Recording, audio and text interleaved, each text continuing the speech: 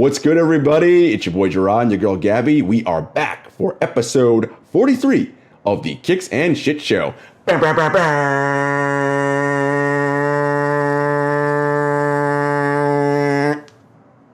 Ooh, that was a crisp one. I knew you were likely going to throw the rap sign out, so I was like, all right, let me go ahead and just go ahead and get my rap myself. You wanted to beat me to the punch is what you're saying. Yes. Kind of like me asking you, Jarod, what's going on in these streets? I knew that was coming. See, that's the thing. It's always trying to one up one another. Let me ask him first. Let me ask her first. These streets are, they're going well. It is the halfway point of the NBA season. So, that's good in a way. No All-Stars we discussed before, which is, sad from that perspective. But also, ain't nobody trying to go to Atlanta and get COVID. So I'm good on that. Otherwise, I'm just out here grinding. It's March and we're getting closer to spring, maybe, kind of, sort of. Not sure. Ish. Like that sneak sense of hope that we get. It's always like that first week of March, because I know in Jersey that we do a little bit of a mock St. Patty's Day, which was canceled this year. Hoboken St. Patty's Day. A little leprechaun action. Leprechaun was canceled due to lack of hustle, and bonus points if you understand that reference, which I think you do. But I just think it's always a weird break in the weather.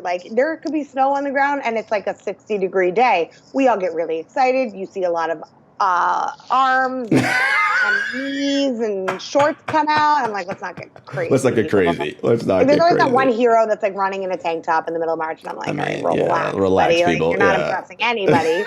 But after that, there's that crazy dip back down low. So I can't be too excited about it yet. Yeah. But we had the windows open earlier, and that was a wild time. Wild. Well, look, it's also on the sporting calendar, right? Spring training's happening right now. Sadly, it's a year, right, of COVID. March is when everything, remember the NBA shut down. That's when everything sort of just grinding to a halt. It's been a year. It does seem as though things are starting to look better. More and more people are getting vaccinated. The number of appointments and availabilities for vaccines have increased. So that's a good thing. It's looking like, cross our fingers, if everybody keeps being good, don't fumble the ball now at the goal line, that by summer we might be back to regular. Hopefully. I don't know if regular schmegular is what we're going to be back to in summer. Regular schmegular. By the way, have we talked about that? I don't think so. I don't remember, where did I read it? But it is a thing that certain people do when they take words, they put SH on the front of it. I don't know where I read it. I'll have to look it up and bring it back to you next time. But it's a funny thing. All right, Jarod, I've never heard this before. That just seems weird to me. I don't know if I like this. Just put the. You do it all the time. I call you Sharad? You do. That's going to be your alter ego, Jarod. I'm going to get a drunk dial from you one day. I'm going to be like, what's up, Sharad? And I'll be like, goodbye. That's exactly how that conversation is going to go down. For those who do not believe this is exactly what would happen. 1,000%. Gabby, what is going on in those streets? Well, Jarod, I'm glad that you asked. Aside from things being pretty typical, I don't get to see the streets that often. That's right. I guess if the snow is melting off the street, there's a lot going on. It's International Women's Day coming up, which I am very excited about. It is also Women's History Month, so yeah. Yes. All about the ladies this month. And I know I don't want to give away too much about today's guest, but we are very excited to have her on. We are. But yeah, aside from that. What if someone listening to this and was like, wait, are they having her on? Right? Can you say Wow. Well, folks, that would be quite a pull for us if we got her. And her, if you're listening. Yes, by all means. Oh, we'd love to have you on the show. Hopefully you like sneakers too. Yes. But yeah, I think that things are looking hopeful. And I think that's always something that's great. I think that it's been a crazy week in the sneaker news cycle with stuff that we're going to talk a little bit about more. But I think that, maybe the tides are changing for me, Jarod, and I'm going to take W's now on the sneakers app. Well, of Fair course, thing to ask, say? of course, everyone knows what we're talking about is the blockbuster Bloomberg Businessweek article that we discussed last week, which then led to, right, some little more investigative news and a little bit of a scuttlebutt amongst the sneaker community where people said, well, wait a minute. This kid, West Coast Joe, and remember I said last week, I was like, I don't know, his name's like West Coast Joe or something because I couldn't remember in the article. I was right. Thank God. His mom turns out to be a high-level VP at Nike, and, you know, that seems a little strange, kind of conflict of interest, perhaps. And then all of a sudden, she steps down, and it's like the sneaker community just went nuts. But here's kind of where I want to go with this conversation, Gabby. Yeah. So it's interesting, and I talked to Matt Powell, who is someone that is very plugged into the footwear and sneaker industry from the business side. He helps a lot of these brands and companies look into the data and the analytics. And it's interesting because at the end of the day, when I talk to Matt, it's never about emotion, about how he feels about something. He's like, that may be how someone feels, but the data doesn't support that. Like, that is just patently not true based on the data that I have. And so I asked him today, I said, you know, because the whole big thing that I see here is that this resale market, which we rail about all the time, particularly, let me be clear, the people who take advantage of the resale market, right? Because our good friends and sponsors of America's favorite segment, Shoe and Tell, Another Lane, the premier digital marketplace for dope kicks, they are in the resale market. However, they are part of the community first and then resellers, right? It's a very big difference than what this West Coast Joe guy was doing, which is strictly, I'm just reselling for pure profit and trying to gouge people. Total exploitation. It's complete exploitation. So I said to Matt, I go, for if you're Nike or you're Adidas or anybody, a resale market's got to help you indirectly, right? Because again, my thesis was, well, you put out these limited exclusive pairs that everybody wants to get. You know, there's going to be more demand than you have pairs. Okay, fine. They go into the resale market and people pay 3, 4, 5x, depending, sometimes 10x, depending on what the shoe is, for these shoes. But what happens is people want to feel a part of the brand anyway, and they get steered into, you know, other more accessible products from a Nike and Adidas and New Balance, whoever. Matt says to me in very Matt fashion, there is no data that supports that. He goes, the average consumer, sneaker consumer, has no idea a sneaker resale market exists. I was like, he's like, and it's the same thing I do when I'm having basketball conversations with people, right? I always operate from obviously I cover the league, but if I wasn't covering the league, I'd be I'm a diehard fan, right? Like I am deep in the weeds. The casual fan has no idea about half the things I'm talking about because they don't watch it the way I do. Same with sneakers, right? If you're not into this, how would you know there's a sneaker resale market? If you're not, because you're not looking for collabs. And I was like, interesting. Very, very interesting. And Matt said that he saw no actual benefit to Joe for having his mom be there. He's like, what state secrets is he giving her that he can get to? And I was like, well, what about other plugs? Well, what's that got to do with her? Like, she has no bearing on this. I'm like, but I thought it was interesting that she decided to step down, right? And Nike hasn't said anything officially about it that I've seen. But I thought the whole thing was interesting. I think it's fascinating. I think there is insider trading happening, hot off the press. I mean, if this happened in the stock market, you know what I mean? Like, people would be like, what? It could be an actual investigation. So I'm curious to see how this unfolds. And honestly, if it continues to unfold or if Nike has the same publicist as the Kardashians and this is shut down real quick. Yeah. I mean, they haven't said anything thus far. So no, and I think it's smart for Nike to not, you know what I mean? I think let's wait until a lot of this chatter that people like us and others in the culture and the industry are having, because at the end of the day, for us, it's all speculation, right? These are thoughts, opinions, try to understand the perspective. Try to understand even why our friend West Coast Joe, not actually our friend, we've never met him. Just want to put a little disclaimer at the bottom of the screen here. But why did he even feel like he would needed to chase that clout? Like, come on, kids. Yeah. Stay in school. Don't chase the clout. I mean, my man, not worth it. You had a lucrative business making all this cash. If you just shut the hell up, nobody would know about it. Like, I mean, why put your business? See, it's one of my things I always say. Why are you putting your business out here in these streets? See, snitches get stitches. This is what happens. That's what I say. Well, folks, we have a very, very special guest coming up. Gabby did mention International Women's Day is coming up. It is Women's History Month. So yes, it is a woman, but someone who is very well known in these sneaker streets. So stay tuned. What's good, everybody? It's your boy Jarod and your girl Gabby. We're back, and Gabby, we are not alone. We are joined by, and I always get excited when I introduce people and sort of run through who they are. So this woman is a host. You may have seen her on Complex, MTV, E! News Red Carpets. She is a sneakerhead. You may see her on Instagram doing lives, all kinds of things. She's an influencer, an all-around badass female. Tamara Dhia, welcome. What an intro. I love it. Right? That was a good one. I mean, you're our guest for International Women's Day, so amazing. We had to give your full resume because you have so much that you're bringing to this conversation already. I'm so hyped about this. I appreciate that. Can you introduce me every time I walk into a room? That was great. No problem. No problem. Just give me 10% and we are good to go. It's pretty market value. My manager, who else? So Tamara, we obviously are super excited to have you on because you're someone anybody who is adjacent to this industry or involved in it directly, they know you, they've seen you all over the place. And so I want to start from the beginning. When did you first fall in love with sneakers? I guess my love affair with sneakers actually started when I was a kid. So I grew up as a tomboy. I was the only girl in my neighborhood. So I guess the way to kind of connect with the guys, because I played sports too. So aside from being good at sports, it was to talk about sneakers. So very early on, I learned about sneakers and just kind of fell in love that way.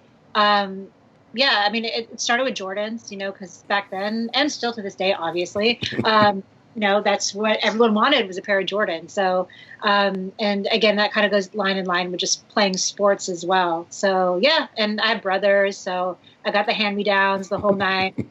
And it just kind of ballooned into this somehow. And that literally is not even 1/8 of your sneaker collection. That's It's a very small window. So you said you played a lot of sports growing up. What were your sports of choice, and what were you the best at? Well, I'm Middle Eastern, so I kind of was born with a soccer ball attached to my foot. So soccer was definitely my predominant sport. I played a little bit of basketball, tennis. I mean, I've also played football. This is back before, there came a point where guys weren't allowed to touch you. Weird. So I could throw a catch very early. So I was always, picked pretty early on, above other guys. And that was kind of, fun for me and sucky for them. But I could throw a catch. So that was kind of, that's how you earned your stripes on the playground. So when you were young on the playground and you were that girl, what was young Tamara like? Were you talking shit? They picked me because I'm good. I got this. I guess we all kind of talk shit, right? Absolutely.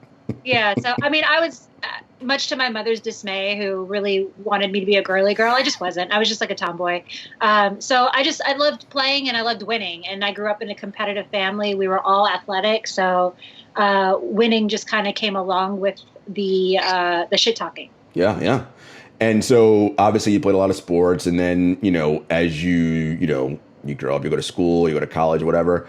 How did the transition from, sports sneaker love transition into content creation and then being, I'm pretty good at this. I'm going to be on camera talking about this stuff to people? Well, as a kid, I always wanted to be on camera. I was a ham growing up. I think I was the only girl. So I always wanted, I had to fight for my spot. And I think for some reason I gravitated towards being on camera. But when we were kids, when I was a kid, there was no internet, there was no YouTube, there was no, so that became an avenue that I explored later, when it started popping. And I started as an actress, actually. So when I was a kid, I really wanted to be an actress. But again, growing up in a Middle Eastern family, not happening. They're like, Tamara, you will be a lawyer, a doctor, or an engineer. And I was like, I don't want to be any of those. So the only way I could kind of like justify going to school, going to college, and doing something I wanted and still appeasing my parents was to do journalism. Because I was always a writer. I would write plays. I would perform it for my parents, and that kind of went line in line with me wanting to be an actress. So I was like, what can I study that will make my parents still pay for school? Or for a piece of school. I was on scholarship. So I was like, what could I do that would make them still support me and will appease me, my personal interests as well? And I decided on broadcast journalism because I could still be on camera, which appeased that side of me, and I could do the journalism, which would appease, and I was also interested in journalism as well. So I studied broadcast journalism in school, which naturally, obviously, I feel like I'm one of the only people that actually does for a living what they studied in school. That's so true. Because I feel like that's pretty rare now. Yeah. But yeah, so I was acting for a while, and then I was getting pretty disheartened by the hustle of it, because anyone knows it's a really hard path. And I was trying to figure out what I could do that would make me happy, aside from busting my butt waiting tables and auditioning all the time. And I was a big fan of Complex. I would go on the website all the time. And this is kind of when YouTube was really becoming, YouTube was already around, but it was kind of becoming this really big platform for a lot of people. And Complex was just pivoting towards video at this point. So before this, they were a magazine, became a blog, and then they started, kind of diving into the digital space in terms of video. So I was like, what can I do? I'm looking for a new job. So I went on the career tab for Complex. And just for full disclosure, I did that for a lot of sites. I was doing it for High Snobiety. Back then there was Fader. It's like basically every blog into that I was, looking at anyway. It's like, let me see what possible jobs I can do. So Complex was looking for a video host. And I was like, that's my job. And I applied. And I got pretty far, and then they declined me, and they said no.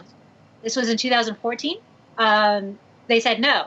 I was crushed, like crushed, because I knew this was my job. I knew it was perfect for me. I was like, I'm into sneakers, I'm into music, I'm into sports, I'm a chick, I'm on camera. Like, why did they not give this to me? And I really, truly couldn't understand it. And for the record, the position was in New York. At the time, I was living in LA. So a whole year goes by. I'm still out here hustling. And then by happenstance, a friend of mine is at a dinner, and she's sitting next to someone who is from Complex. And they explained that they are now looking to do video content from LA. So basically, that job now opened up in LA. So I found out, and you better believe the very next day, I went right back to the job site. I applied, and then I reached out to the person who I'd been talking to the year prior and was like, yo, look, I live in LA. Give me another shot. So they gave me another shot. I did 5 rounds of auditions, and I ended up getting the job. So it wasn't when I planned to get it, but I did get it, and it actually worked out even better because I got to stay in LA. So, I have a friend that says, not on schedule, but always on time. So how I felt my hosting career kind of started. It wasn't on schedule, but it was on time. So that Complex obviously was a huge platform for me. That's where I first started really developing my knack for, online journalism. And I learned a lot there. That's a lot of people don't know that we wrote all of our own scripts. A lot of the stories I did, I pitched. I was deeply part of the editing process, the production process. Like, we weren't just people talking on a camera and saying, what anyone wanted to say. Like, we legitimately had our hands in every piece of our videos that went out. So kind of like a woman wrecking ball in terms of content creation at that point. And I learned a lot as I was going. So that was kind of how I started. Very long-winded answer, but there it is. Love it. I love that. And I think there's a level of self-awareness too, that you knew that this was meant for you. And even if you didn't know what that timing was, I think that's amazing to hear just about that, because I think a lot of people see that people in their dream jobs and they don't realize the amount of work that goes into it too. And all the work that you were doing behind the scenes, not just in the journey, but to get to that first job. So once you started at Complex, how did things kind of change for you from there? I mean, it changed a lot because I had a platform and I had a voice at that point. So, you know, and I got to be submersed in this world that I loved so much. You know, I legitimately would wake up every morning and look at the blogs, and I was on them daily. So to become a voice on that, you know, blog like that was huge for me, you know, because I think we're all kind of looking for a way to, you know, fit in, or, you know, get in where you fit in type thing. And I felt like I finally got in where I fit in. So, you know, obviously I expanded my network and the people I was meeting, the people I was interviewing, the, you know, the experiences I was living. I got to travel a lot. I got to interview some people that I really, truly admired, the artists that I loved. So it opened up my world in a really wonderful way. I met a lot of people that to this day are my best friends from Complex. Yeah, it was really awesome. And then I was there for 2.5 years. And then one day I was sitting at my desk writing a script, and I get a call from my manager, and he says, "Hey, MTV called and they want to fly you to New York for an audition." I didn't know what it was for. I just knew that, you know, MTV was interested in me. And I was like, you know, we grew up watching we TV. did. Absolutely. And which was really actually funny and perhaps ironic, you know, when Complex News was really like having its moment, a lot of people told us that we were like the modern day MTV News, you know, because it was obviously, it was cool, you know, like we were our own little characters on this news show, and it was so submersed in the culture. You know, I would get stopped all the time. You know, we were, you know, recognizable in our own right for the work that we were doing, and that felt really good. So yeah, when MTV called, it was, it felt like, also, again, felt right. Not on schedule, but on time. So I flew to New York and auditioned for MTV. And again, it was multiple rounds of auditions. So I was flying back and forth from LA to New York. And obviously, it was a much larger scale. I was shooting in studios and on Times Square. And then, yeah, it was like another one of those moments where I knew in the audition I was going to book it because it felt right. I don't know how to explain it. You just, when you know. 100% agree. 100%. Yeah. And so I was literally on the plane heading back to LA. It was taxiing off. I get a call from my manager, and he said, "They're booking you." And I said, "Yeah, I figured." And it was That's the best response. Yeah, I didn't even, and not even from like a arrogant place. It was more of just like a knowing, like, I know that I'm right for this job. So my life switched up real quick. I had to be back in New York to move back cross country within 3 weeks, which is a lot. Yeah. I also had to leave a position that I loved at Complex. I genuinely loved it. And I loved the people I was there with. So like to kind of switch gears so quickly, and I wanted to do it respectfully. Yeah, so my life changed pretty quickly. I moved to New York, cross country, and I left Complex on a Friday. It was my last day. I was shooting in MTV that Sunday. So there was no down. I jumped right in. So you didn't even get a weekend.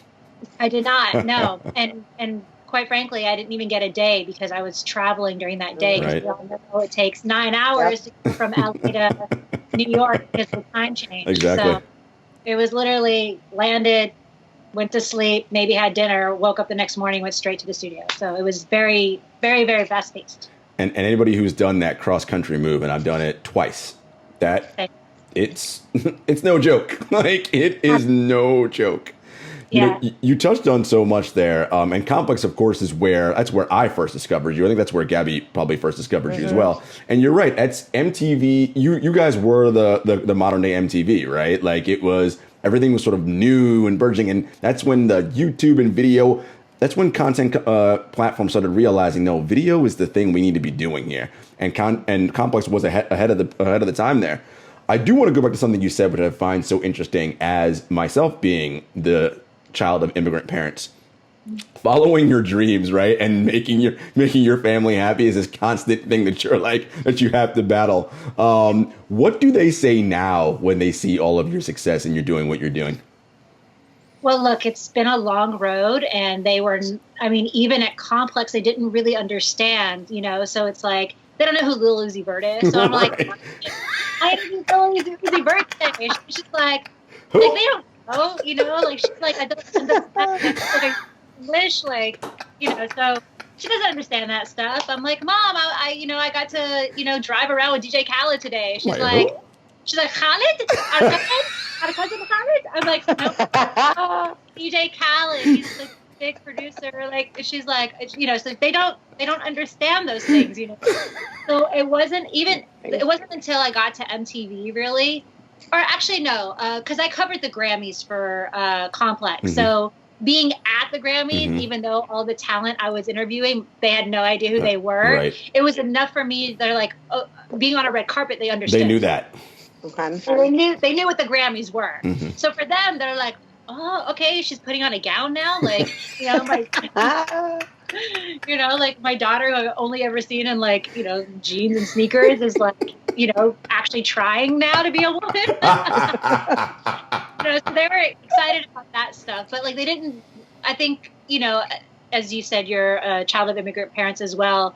At the end of the day, they want to brag to their friends, is what I've learned. Mm-hmm. So it wasn't until I was on MTV and their friends could turn on the channel and see me that was like a big moment for them. And they were like, all right, maybe this road that she has been fighting to be on all this time, maybe there's actually something there. And then when I got to E, that was like really like... Oh, she made it. Yeah, because at that point I'm interviewing, Nicole Kidman and Bradley Cooper, and my mom loves her some Bradley Cooper. Oh. I don't blame her. She's got good taste. I know, right? She was like... Well, the only other person that I could have interviewed, who I have not yet interviewed, but would have been Brad Pitt. That would have like made her like. So, but Bradley Cooper was enough for her to like share that clip with her friends and be like, "Look at my daughter with Bradley Cooper." I love it. Thanks, Mom. I also love your impersonation of your mother. Hilarious. She's amazing, by the way. Shout out to you. Shouts to you, Mom. One of the things I love that you talk about too, and because I resonate in my own journey too, is the pressures of females in the sneaker industry and needing to feel like you fit into a certain box. I have Jewish parents, so you can imagine the pressures of that. And my parents are lovely people, but Gab, like it'd be really cute if you wore tennis skirts. I wanted to play hockey. My parents put me in figure skates and an ice dancing class. Let me tell you how long that one lasted. That long. So I understand that, but I think there's something that you really touch upon about being your authentic self and really owning who you are and seeing how that kind of has transitioned. But the industry that we're in, what are the pressures like? Is there a certain way that you feel like you need to be? Is it a fight against authenticity? Would love to tap more into that.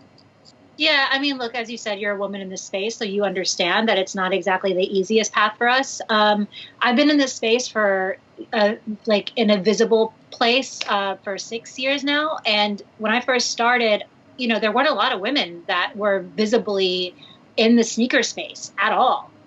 So, I was one of a handful of us in this space. And now you see so many girls and women, with their sneakers and everything, which is dope to see, honestly, because it's, it's great to feel like we finally have representation. And then there's the other side of it where you're like, you weren't there, so there's like that other side of you where you're like, you see these bloggers, for example, on Instagram that up until a year ago had no sneakers on their page, and now suddenly they're all sneakers. So like that part of you feels a little inauthentic, which I don't like. But I do, I see young girls, tapping in, and I genuinely love that. And I think that there's a lot of room for all of us here. So it's great to see. That being said, in terms of authenticity, look, that I think comes across, and especially in social media where there's so much smoke and mirrors, I do feel that people get a sense of whether or not you are an authentic member of that community. And that goes without really having to say anything. You can just feel it. You can see it. So fighting to remain authentic, I think we change, it's like my interests have changed over the last 5 years. I feel like a lot of interests have changed over the last 5 years. The sneaker world has changed over the last 5 years. And it's gotten to a point where it's getting very frustrating to be part of the sneaker industry because it's not what it used to be. And I'm sure we'll touch on that more when we talk about the Nike scandal. But it's a fight to remain authentic. But I think it's also a fight to remain authentic in your daily life, regardless of what industry you're in. It's just, we're all getting bombarded with so much, stimulus every day. So I think we're all just trying to stay as centered as we can. No, for sure. And you're tapping into so much right there, Tamara. Like, to grow is to evolve, right? Like that's it, and it's to learn. And when we stop doing that, like, well, then you might as well be dead at that point, right? Like you have to keep changing and evolving. And I think that once the authenticity is there, right? And I think that comes through when you are just being that, like being yourself, right? And not trying to ride a wave or a fad. And you talk about how the sneaker industry has changed, and I feel like, this Nike story is sort of like encapsulates what's going on, right? I mean, I often rail about capitalism often just because, look, let's not get it twisted. I understand that it is the system we have and it functions. And let's be clear, for the work I do, I want to be compensated, right?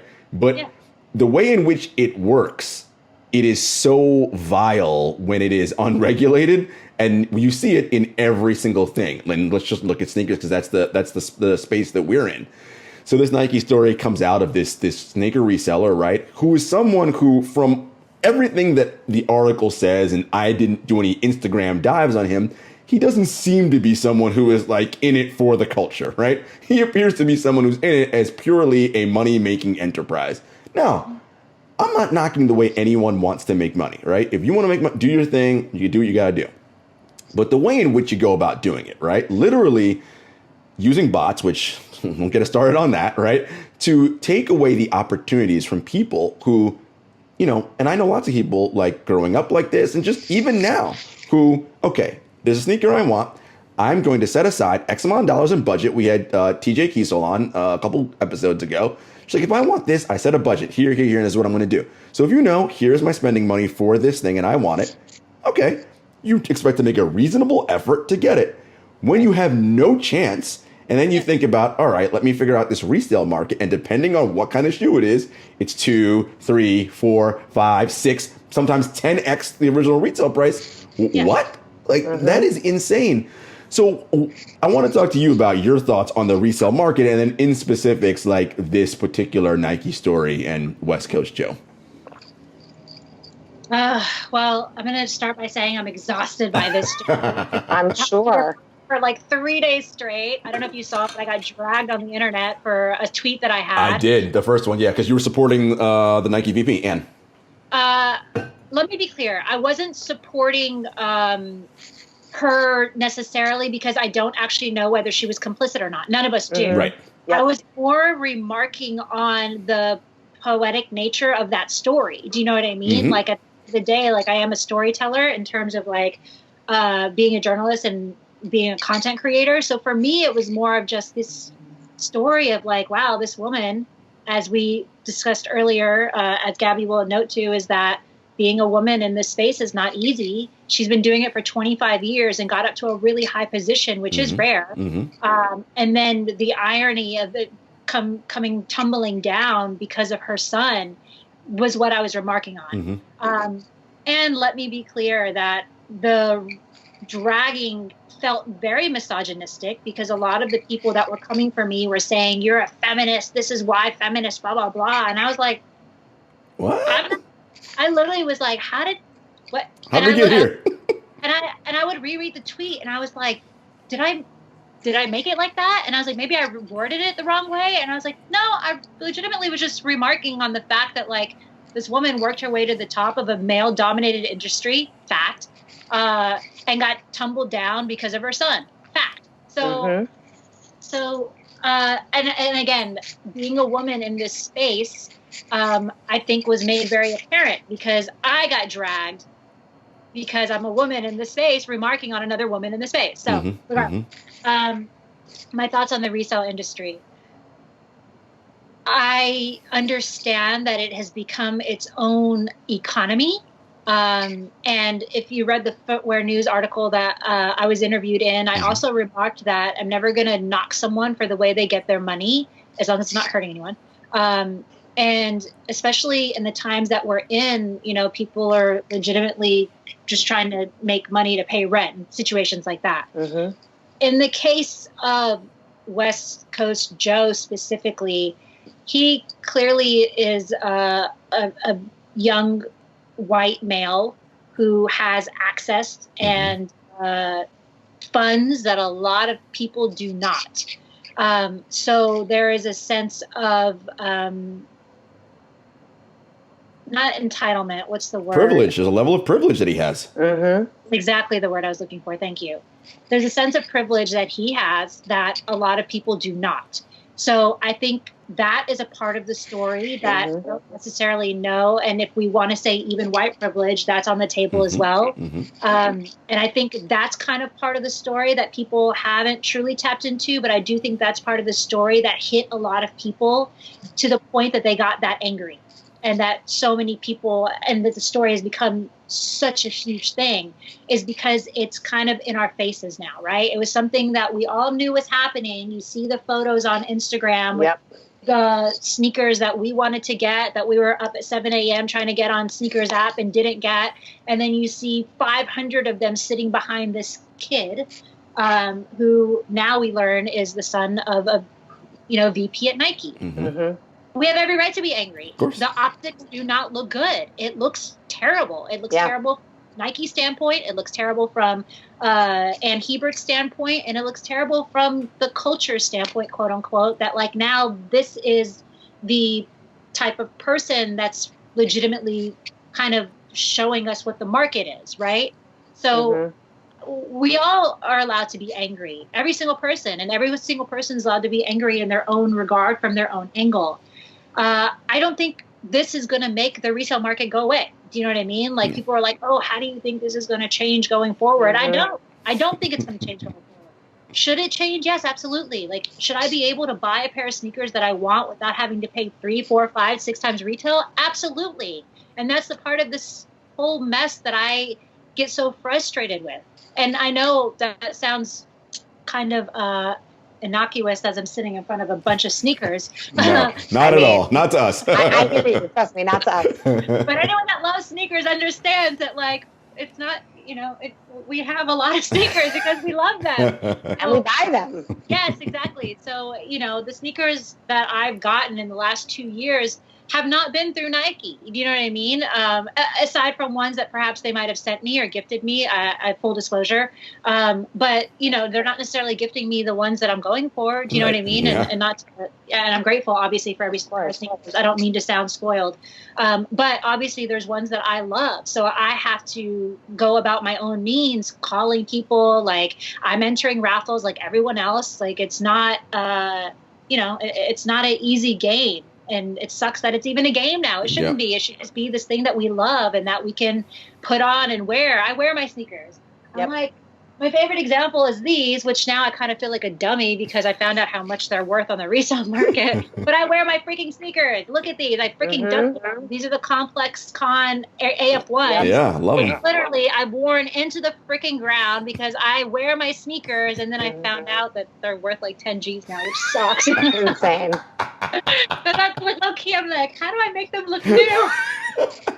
I think there's probably a TikTok video for that. I know, right? A little sneaker refurb somewhere. Sneaker doctor or whatever, like send them.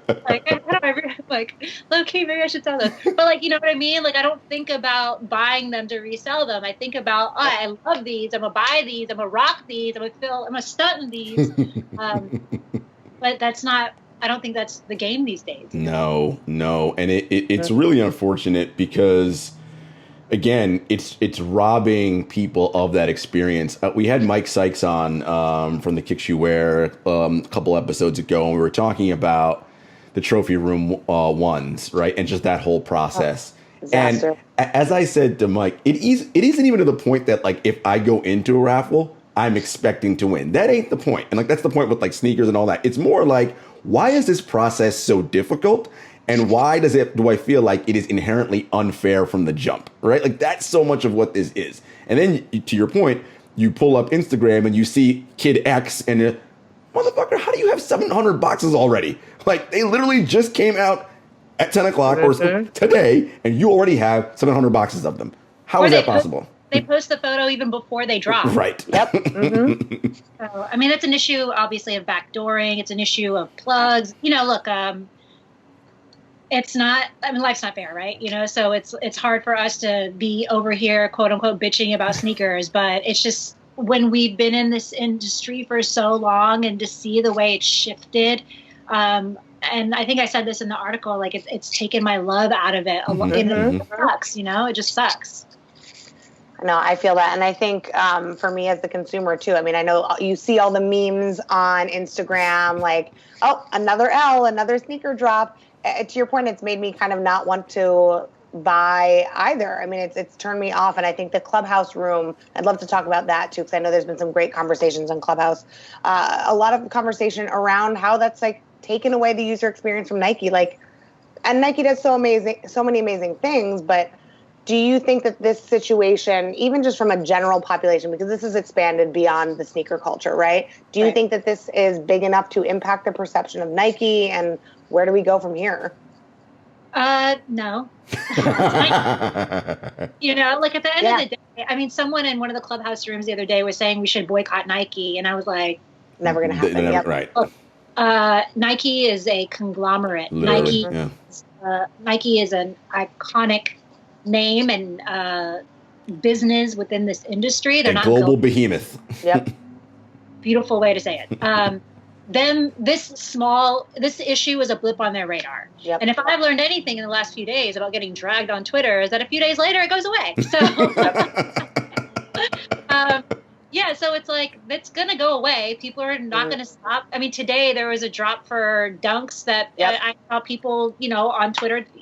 We're right back to regular programming. Yep. You know what I mean? Like, nothing has changed. I mean, people are angry and yell. It feels like we're, old man yells at cloud. Like, we're just what we're doing. We're just kind of like yelling and getting our anger out. And then the next day we're like, wait, but I do want these shoes. Let me try for it, even though I'm not going to get them, but I'm going to try. So no, I don't think anything is going to change. I think that this is just where we're at right now. And it is just the game, and if you choose to stay in, you stay in, and if you want to hop out, you hop out. It's just what it is, and that's just how life goes. Things change. Yeah, I was telling Gabby at the top of the show that I talked to a footwear industry insider earlier today, and we were talking about it, and it's so interesting because we're so immersed in it, and because of who we curate to follow on our various social platforms, it seems like this is a huge deal, and it is within the scope of what we're looking at. But to your point, Tamara, in the larger Nike scope, it ain't a big deal because, as my insider told me, the average footwear consumer has zero idea that a resale market even exists. So this means nothing, right? And we know from talking to various folks, the collabs and the fancy shoes and nice shoes that we want, those aren't the ones that keep the lights on at Nike. It's the Tanjune and all these other shoes that like exist everywhere else in every other place that you can get access to. That's what drives the actual money at places like Nike and Adidas and wherever, right? It's those everyday things, not these special, small, segmented things that people within the space that we know care about. Right. And let's also, I mean, I feel like Nike's been getting bashed these last couple of days. Let's not also forget the good that they've done. I feel like Nike has done amazing work, especially with their social campaigns. When every other brand was turning their back on Colin Kaepernick, they went to Colin Kaepernick and made a huge campaign with him and stood behind him. Even though the stock that day dropped significantly, there was the right wingers out there burning their Nikes in their trash cans. Like, how dare you stand with Colin Kaepernick? You know what I mean? Right. Like, he has a lot of work, a lot of really wonderful work that's way more important than, I believe, than, tackling a reseller. Yeah. Like, I think, the depth of the work that they are doing in terms of spotlighting the injustices of the world is significantly more important than taking down a 15-year-old suburban kid who has the bots. Sorry. No, you're right on that. And Gabby and I, we are big fans of Nike and Jordan Brand and all of our people over there. So we love all the work that they do within various communities. Before we get into America's favorite segment, Shoe and Tell, which is coming up next, Tamara, what is on the horizon for you? When are the people, or where are the people going to see you next? I mean, I'm around, man. You just follow my social media. You see me. I'm out here. Like, I don't even know sometimes. Like, I mean, legitimately, like, I don't know. Like, I get a call one day and they're like, hey, we need you here. I'm like, all right, I'm there. Or, I get a call from a brand and they're like, hey, we want to, help produce this. I'm like, all right, cool, let's do it. Like, I mean, that's kind of the scope of my job has changed a lot, especially with COVID. it's just become more broad. I guess before I would say I'm a TV host, and now it's, I'm so much more than that, which I'm grateful for. So just check out my social media and you can stay up to date with everything that I'm doing. I try to stay active. I feel like I'm really bad at social media. I don't think so. I think I would warn the people, be careful about sliding in those DMs. I was going there. Yes, Gabby, please go there. On blast, but it's always with love. It is one of my favorite things to see, because especially when you do shoot or shoot, right? Like, because I would not experience this because I'm a guy, but Gabby can speak to this.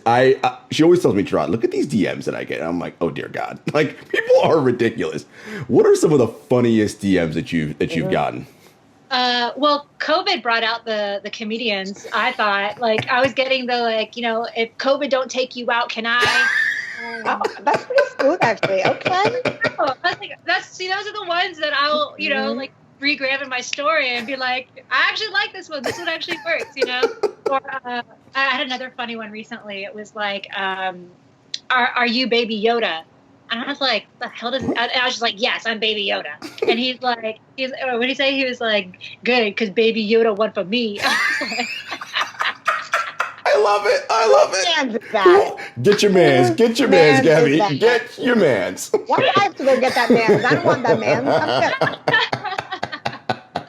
But like, I appreciate someone that can make me laugh, right? Like, of course, it doesn't work. I mean, like, laughing.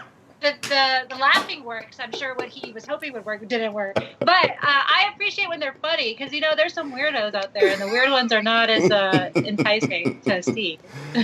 No. And for the folks out there watching, there will not be any OnlyFans pages featuring sneaker pics, so stop sliding in cameras about that. Yeah. Well, no, they want my feet. Mm-hmm. Oh, yeah, no, I mean a feet-focused OnlyFans. I mean, look, Key, I told you, I've been out here doing a lot of hustle, so maybe the OnlyFans feet is not a bad idea. That's the next sneaker trend. It's taking off the kicks. Yeah. Oh, my God. That would actually probably go, like, that would probably do really well on TikTok. Oh, my God. That would crush TikTok. That would crush TikTok. Are you kidding? Oh, my God. Look, if you're, the foot fetish people are a very passionate group. So I don't necessarily know that I would want to tailor my content to them because I ain't ready. That was the most PR way to word that. That was I amazing. love it. I ain't ready. So fellas, listen, Tamara just told you. I mean, you can slide in the DMs, at least be funny. You're not going to get anywhere, but at least you'll make her laugh. So, good on you for that. Yeah. Well, I shouldn't say that because low key, I did. He's an ex-boyfriend now. Shout out to him. We're friends. We met to split my DM, so it's not entirely out of the realm of possibility that it could work. So to quote Tamara, the classic film. So you're saying there's a chance? Exactly. Well, listen, fellas, you know what to do. Anyway. Folks, get ready because coming up next is America's favorite segment presented by Another Lane, the premier digital marketplace for dope kicks. Stay tuned.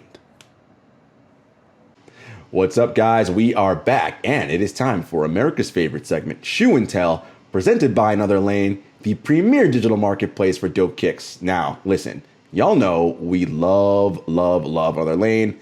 Chad and Adina, husband and wife duo, they really do it right. We talked about last segment the ills of the resale market and what we don't like about it. Everything that is good about sneaker community and resale, go over to anotherlane.com. Chad and Adina are here for the culture first. That is their primary thing. And then it's, hey, if people want to sell and do whatever, they got you on there. But it is about a community. It's about establishing those ties. All the reasons why you fell in love with sneakers in the first place. That's what they want to promote. It's a beautiful place. Check it out, anotherlane.com. Now, Tamara, it is shoe and tell time. The floor is yours. Woohoo. All right. Well, I'm going to start with my most recent sneaker that I got that I really wanted. And I always love also spotlighting women designers, especially when it comes to sneakers. So I'm pulling out the ambushes. Ambush dunks. I love. Okay, so I'm already a huge fan of Yoon Ambush. I think she's so supremely talented. So I was really excited when she was doing her collaboration, and I just love the details on it. I don't know if you guys are. Oh yeah, we can see it. Yep. I was gonna say I actually have a pair. It finally arrived. I love them. I love them.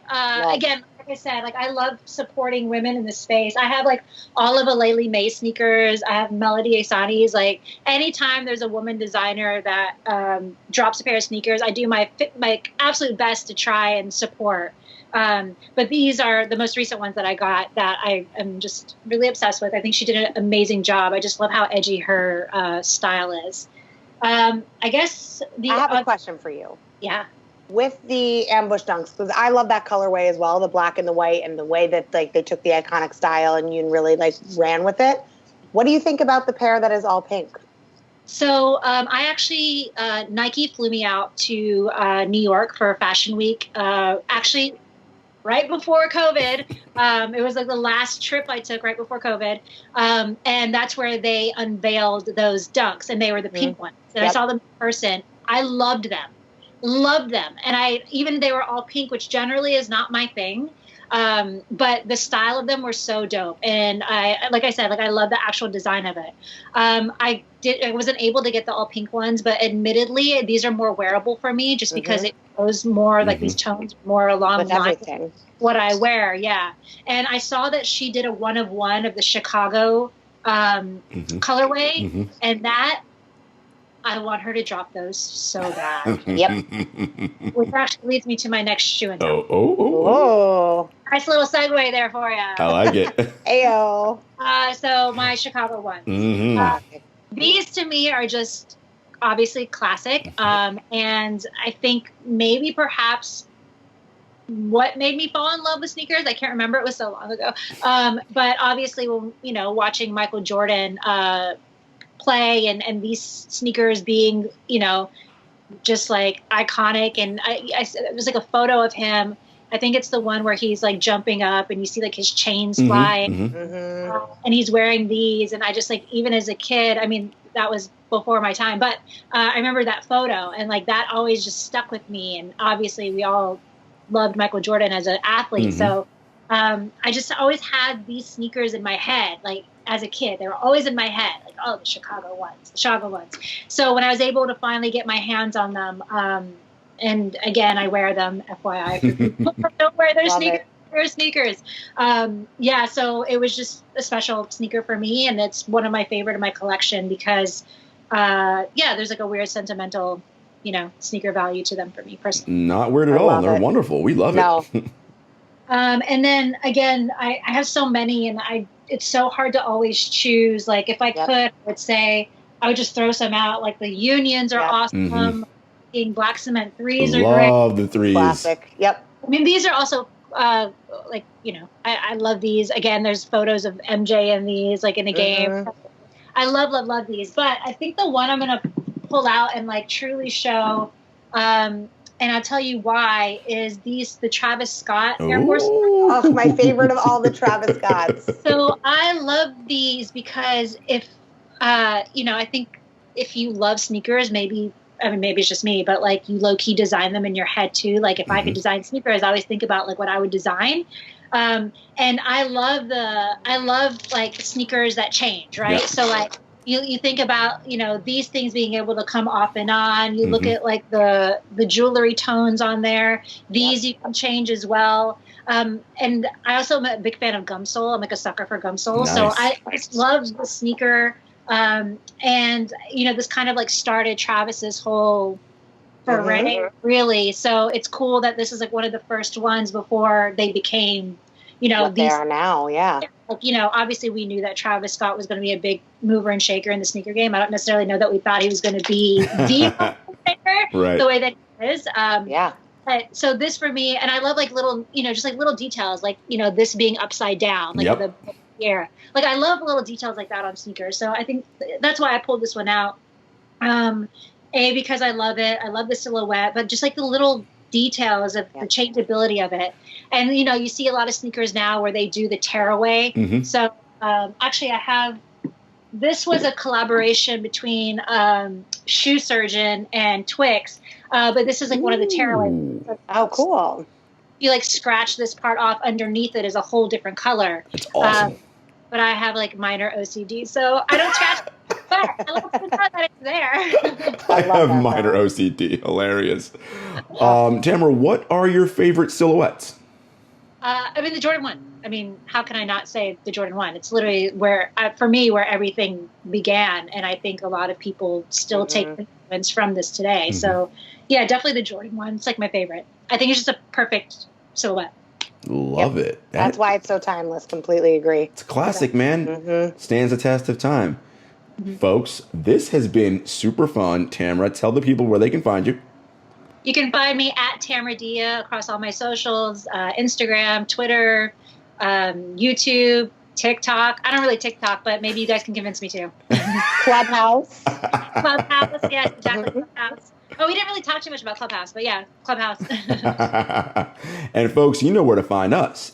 Apple Podcasts, Spotify, YouTube, Stitcher, SoundCloud. We are, of course, part of the Count the Dinks family and on the Bomb feed, so you can find us there. And we are at Kicks and Shit Show across all platforms. That includes Twitter, Facebook, Instagram. We are all we have one, and TikTok. We're on TikTok too. Don't follow us on TikTok. Do not feed his obsession, guys. Do not. Until next time, folks. Peace.